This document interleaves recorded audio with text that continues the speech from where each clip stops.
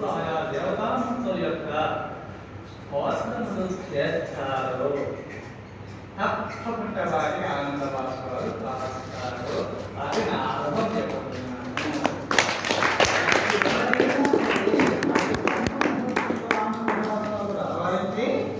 అది వస్తుంది.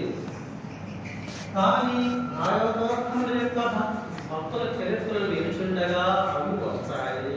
భగవంతుని మహిమలు వినుచుండగా వస్తాయి. అట్టి భగవద్భక్తుల చరిత్రలు జ్ఞాపకం చాలు బడబడ కన్నులు ఎమ్మడి ధారాధారలు నీరు ప్రవహిస్తుంటాయి. నాకైతే ఎక్కువ వస్తుంటే ఒకవేళ కాస్త భక్తులు ఏమన్నా ఏడుస్తున్నారు అనుకుంటారో అజ్ఞానం ఉదయిస్తుందని బాధ నాకు అప్పుడప్పుడు కథలలో నీరు సుడి తిరుగుతుంటే ఆపుకుంటుంటారు. కారణం ఏంటంటే భక్తుల చరిత్రలు జ్ఞాపకం వస్తారు. ఎంత శ్రమించినారు, ఎంత కష్టపడ్డారు, ముక్తి పొందుట నిమిత్తమే మానవాళి కలిసిన నిమిత్తమై శ్రమించిన పుణ్య పురుషుల చరిత్రలు స్మరణ రాగానే ఆనంద భాస్కరాలు వస్తూ ఉంటాయి. భగవ భక్తులకు ఎవరైనా సరే సూర్యుడు ఉదయించగానే సూర్యకాంత శిలల నుంచి అకస్మాత్తుగా అగ్ని స్రవిస్తుంది. చంద్రుడు ఉదయించగానే చంద్రకాంత శిలల నుంచి ఆమరణ స్రవిస్తుంది. పరమభక్తులు భాగవతోత్తముల కథలు వినుచుండగా, భగవంతుల మహిమలు వినుచుండగా అకస్మాత్తుగా ఆనంద భాస్కరాలు కారుతూ ఉంటాయి. ప్రతి భక్తునికి భక్తులైనటువంటి వారికి సత్యము.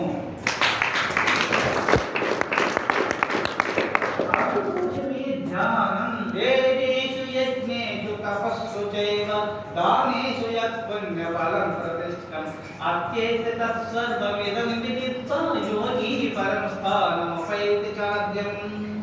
యోగీశ్వరులైనటువంటి వారు, యోగి అనగా జీవుడు దైవంలో ఐక్యత పొందడమే యోగము.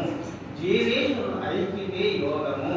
అహం బ్రహ్మాస్మి, అయమాత్మ బ్రహ్మ, ప్రజ్ఞానం బ్రహ్మ, తత్వమసి. అహం బ్రహ్మాస్మి, అహం నేను బ్రహ్మము అయి ఉన్నాను, అస్మి అయి ఉన్నాను.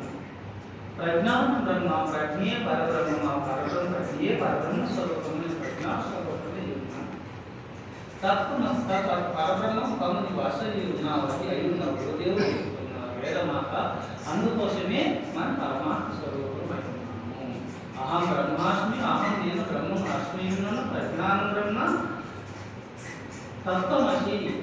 అందుకోసమే ఈ వేదాంత వాక్యములు ఎప్పుడైతే మనం ప్రజ్ఞానం బ్రహ్మ, ప్రజ్ఞ పరబ్రహ్మ స్వరూపమే అందుకోసము ఎప్పుడైతే అహం బ్రహ్మాస్మి, అహం నేను బ్రహ్మం అస్మి ఉన్నాను, పరమాత్మ చెప్పిన ఏరాగేక కీటకం బ్రహ్మ రూపమును పొందినట్టుగా కీటకం తెచ్చి భ్రమరము పాఠము మనభ్రమించి పాఠం బయట కీటకం భ్రమర రూపం పాఠించి వహించురాది ఫలయోగం.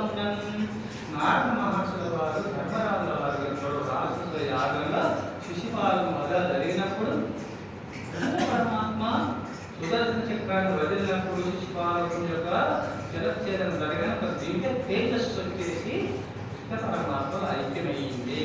మరి ఆ విశ్వముక్తాత్ముడైన పరమాత్మ అని నారద మహర్షుల వారిని ఎప్పుడైతే ధర్మరాజుల వారు అడిగినాడో నాడు మహా పాపాత్ముడు, మహా దుర్మార్గుడు, అజ్ఞాని, నేను భగవంతు హరిసాదింతు హరి గ్రసింతు హరిప్రాణాంతం గుణందెంతు హరి వైదినటంచు వీడు పటుకోశ ఎప్పుడై ఎప్పుడు ఎరుగును